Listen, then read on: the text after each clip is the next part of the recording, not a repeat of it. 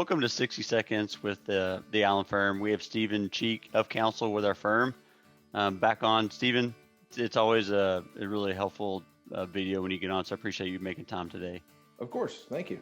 So today I want to talk about retainers. So I want to ask you just a few questions, and we'll try to just keep it super short, but the stuff that we get asked a lot as well. So first, what is a retainer?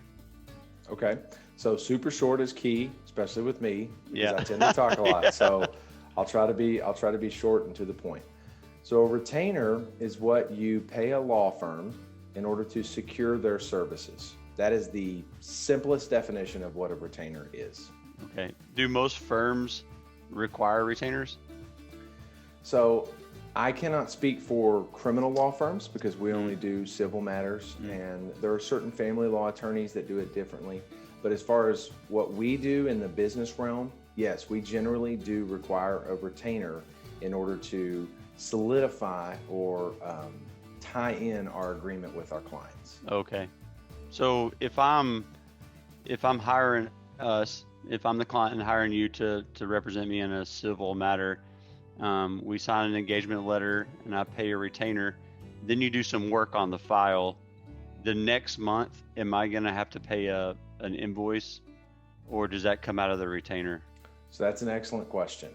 So the retainer being an advanced fee that you're paying to secure our services, we tend to work that out with the client in different realms. Sometimes, depending on how quickly we have to generate documentation or how quickly we have to go fight a case, we will work off of that retainer, meaning we will reduce that first month. We will take it off of the fee that you paid. Good example, let's say you pay us a $5,000 retainer, and the next day or within a couple of days, we have to run and maybe go defend a deposition. Generally, we will reduce the fee of that deposition from that retainer and not send you a bill that next month. And for us, the reason why we do that is because we don't want to hit you with 2 checks back to back. You have to write us a retainer check, and then in less than 30 days, you're writing us another fee-based payment into the firm. So we try to help our clients with that. Now that's us. Other firms will hold that retainer as security for other services or costs. And we can get into that here in a minute. Okay. And then you will still get a bill for whatever was done within that first month. Okay. So if you take the amount of work out of the retainer that I provided you guys, will you ask me to replenish that retainer amount? That depends. So that depends on how heady or how detailed or how difficult the legal question is, or how difficult the lawsuit is going to be. We may ask you to replenish it. We don't do that very often. Generally, we just freeze it, keep it at a certain amount, and then we bill you. Now, let me get into this part of it because everybody asks. The retainer is fully refundable back to the client if we do not earn it. Okay. By law, we have to take that retainer and put it into a trust account. I won't get into the details of that, but basically that money stays in a trust account until it's earned.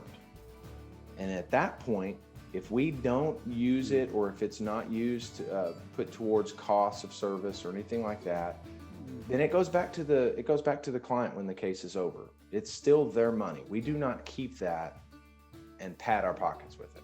Yeah, it's refundable. Correct. Fully refundable if we do not earn it. Yes. Okay.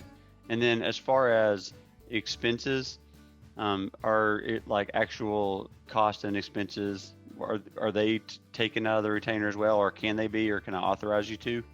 They can be, yes. And that's generally where we look at retainer monies. So most of the time, the retainer money that we use or we put towards a case comes from those costs that we either didn't anticipate or costs that we weren't sure would come down. And a good example is if we want to depose someone and we expect that deposition to go maybe 2 hours, 3 hours. If that deposition goes in 6 hours, there's an expense with that, which includes the court reporter. It includes copy costs. It includes sometimes maybe like a rental fee for the area wherever we are. And we try to pull that out of the retainer and not bill the client for that. That makes sense.